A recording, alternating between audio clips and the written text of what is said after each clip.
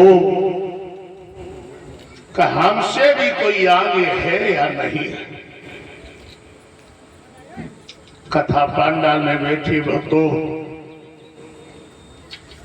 ज्ञान बहुत पीछे रह जाता है। सबसे ऊंची प्रेम सगाई। प्रेम के बस में भगवान राम ने जूठे पेड़ खाए। प्रेम के बस में मेरे कन्हैया छात पे नाचे।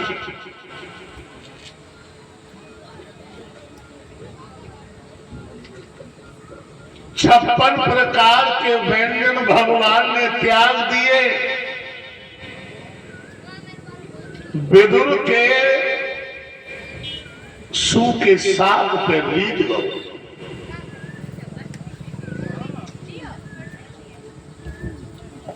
उन ब्रज की हिरणियों का बिल्कुल पर्दाफाश कर दिया। भगवान ने 17 बार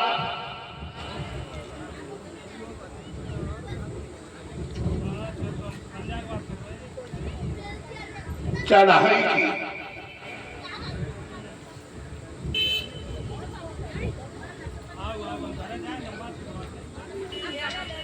मगध के राजा जरासंध ने मथुरा पे 17 बार चढ़ाई की। भगवान कन्हैया ने मार मार करके पलस्त कर दिया और भगा दिया। 18वीं बार में यवन देश का राजा कालियावन चढ़ के आया।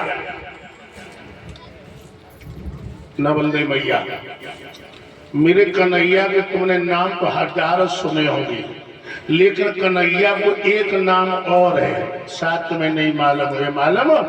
रणछोड़। मेरे कन्हैया का नाम एक रणछोड़ है। जब मगध के राजा जरासंध ने चढ़ाई की तो भगवान को ललकारा, लेकिन भगवान भाग खड़े हुए। तब से एक नाम रणछोड़ पड़ा था। इधर बलराम कहने लगे, भैया जिस देश पर विदेशी लोगों के हमला होते रहे, बाकी सेना कालांत तक गैरों की गुलामी करती है,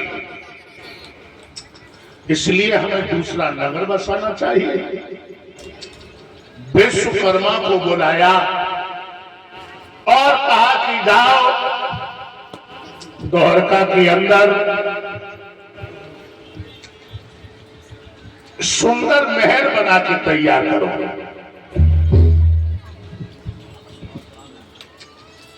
बारह योजन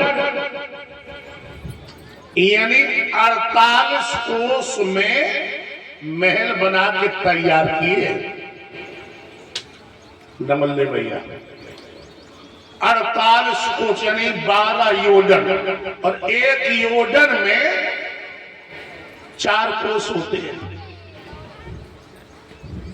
48 कोस का महल और 100 योजन ग्राउंड था, यानी 400 कोस का। आदमी मौजूद है समुद्र के अंदर। कई लोग घूम आए, पूजा कर आए। हमारे देश के प्रधानमंत्री भी गए, पूजा कर आए। बताइए, ऐसे शिल्पकार हमारे देश में थे। एक रात बन के तैयार हुए। भाइयों, द्वारका में भगवान पहुंच गए। आनंद पूर्वक निवास करने लगे। निवास भगवान कन्हैया के बड़े भैया बलराम का विवाह हुआ, जो आनंद देश के राजा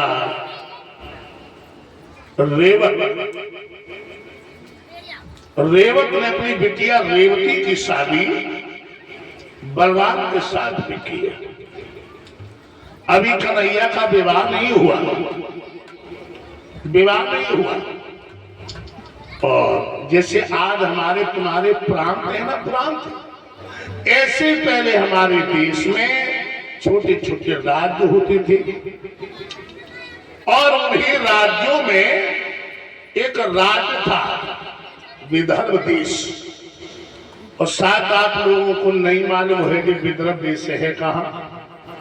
आज हम तुम्हें, पहले तो जिला इटावा में था, जिला इटावा मालूम, हाँ, अब औरैया में पहुंच गया, थोड़ा हिस्सा कट के औरैया में। जो तहसील बिधुना है ना, बिधुना, इसी को विदर्भ देश कहते थे। और उसी से भरतना रोड पे एक नगर है जिसे आज कुदरकोट कहते हैं, इसी को कुंदनपुर कहते थे, जिसमें राजा भीष्मक राज करते थे। आज भी प्राचीन महल बना है, खंडर हो गया, अब तो खंडर हो गया है। और जहां पे रुक्मिणी ने पूजा की थी अलोपा देवी के मंदिर में, वो आज मंदिर भी मौजूद है, आज भी। हम तो कथा कराए बापे। राजा भीष्मक 5 बेटा और 1 बेटिया, 1 बेटी हरिहर गंगा के किनारे बैठे हुए रमणी के क्षेत्र में व्यास पुत्र सुखदेव भगवान परीक्षक को समझा रहे हैं। तो परीक्षक ने हाथ जोड़ के कही, सुखदेव भगवान, अच्छे दिन हो गए हैं, मुझे भगवान की गाथाओं का वर्णन सुनाया, अब हमारे कन्हैया के विवाह कैसे हुए हैं, क्योंकि आज अंतिम दिवस है और मेरा मोक्ष भी है। मोक्ष कैसे होगा? परीक्षक को चिंता बढ़ी। सुखदेव भगवान कहने लगे हैं, महाराज परीक्षित, आज 7वें रोड का नवल मैया तन से, मन से और धन से संकल्प लो, लास्ट पूजन है और आज परीक्षक को मोक्ष होना है। तो कैसे करेंगे सुखदेव भगवान? आगे भगवान की गाथा में बताऊंगा। और मैं निवेदन करूंगा कि मालाएं आ गई, हमें तो माला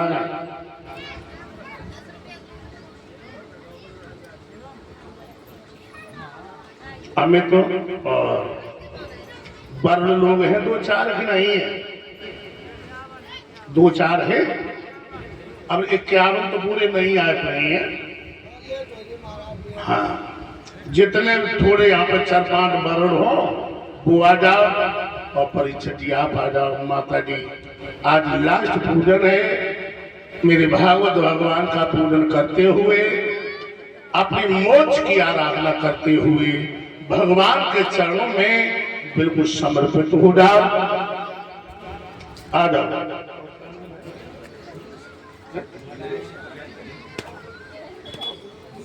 इंद्रेश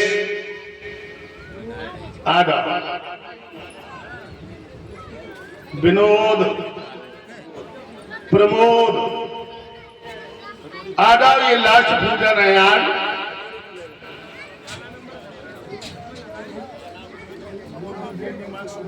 हम नहीं जानते हैं।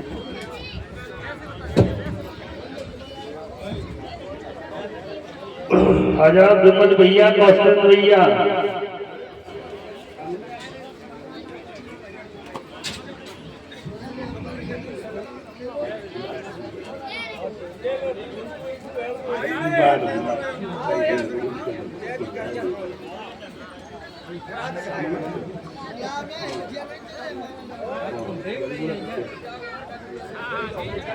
हाँ